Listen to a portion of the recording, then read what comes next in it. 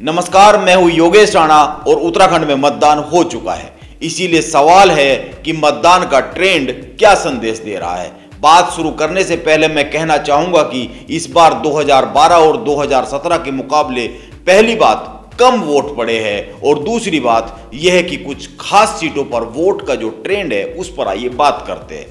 वैसे इस बार के कुल वोटिंग प्रतिशत की बात करें तो निर्वाचन आयोग के अनुसार इस बार प्रदेश में 62.5% मतदान हुआ है। 2017 में यह आंकड़ा 65.60% था।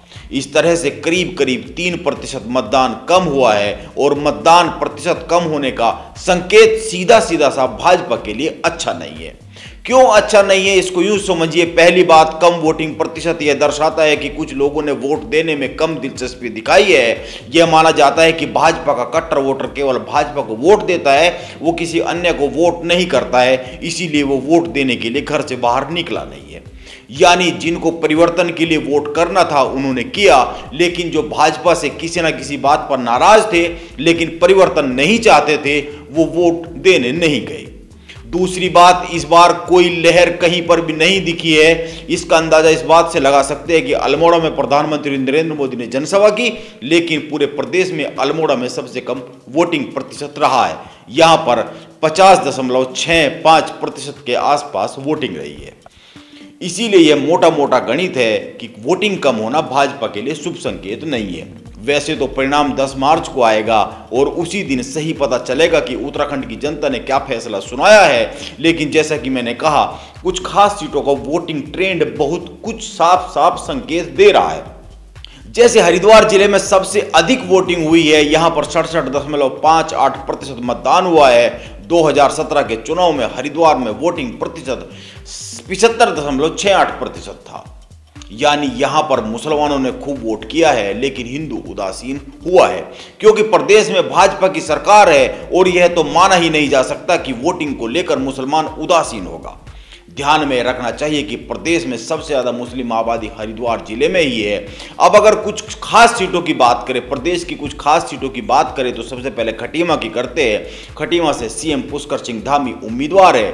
पिछली बार मोदी लहर में 75.3% वोट पड़े थे, लेकिन अब की बार 67% ही वोटिंग यहां पर हो पाई है। लालकुआ में हरीश रावत चुनाव लड़ रहे हैं।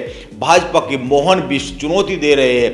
पिछली बार 71.3% वोट पड़ा था, लेकिन इस बार सिर्फ 67.5% ही वोट पड़ा है, यानी 4% के करीब कम रहा है। हरिद्वार से मदन कौशिक मैदान में है। पिछली बार यहां 64.8% और अब की बार 59.76% वोट पड़े, यानी 5% के आसपास मतदान कम हुआ है। 5% ये बहुत बड़ी संख्या है, यह बड़ा आंकड़ा है। इस तरह से धामी और मदन कौशिक दोनों ही संकट में दिख रहे हैं और हरीश रावत की राह भी इतनी आसान नहीं दिख रही है। श्रीनगर सीट से कांग्रेस के प्रदेश अध्यक्ष गणेश गोदियाल का मुकाबला धन सिंह रावत से है। इस सीट पर वोटिंग प्रतिशत में बहुत ज्यादा बदलाव नहीं हुआ है। पिछली बार 56.5% और इस बार भी 56.85% वोट पड़े हैं। चौबट्टा खाल से सतपाल महाराज मैदान में है। यहां पर 2017 में 46% और अब की बार 43.49% वोट पड़े, यानी कि यहां पर भी वोटिंग में कमी दर्ज की गई है। अब अंत में गंगोत्री सीट की बात करते हैं, क्योंकि यह माना जाता है कि जो भी सीट से जीतता है उसकी पार्टी की प्रदेश में सत्ता बनती है, सत्ता में उसकी पार्टी आती है। 2017 में 67% वोट पड़े थे, लेकिन इस बार करीब 2.5% वोटिंग यहां पर कम हुआ है। इस बार गंगोत्री सीट पर 64.69% वोट पड़े हैं। वैसे तो रिजल्ट जैसा कि मैंने कहा 10 मार्च को ही आएगा, लेकिन उत्तराखंड में हर बार सत्ता बदलाव के लिए वोट पड़ते हैं। यह एक ट्रेंड रहा है। प्रदेश के लोगों ने हर बार सरकार बदलने के लिए वोट किया है। ऐसे में अगर वोट प्रतिशत को देखें और एंटी इनकम्बेंसी को देखें तो लगता है कि बीजेपी के लिए खतरे की घंटी है, ऐसा मेरा मानना है। देखते हैं 10 मार्च को उत्तराखंड की जनता किसके सर पर ताज रखती है। नमस्कार, आप बने रहे मेरे साथ।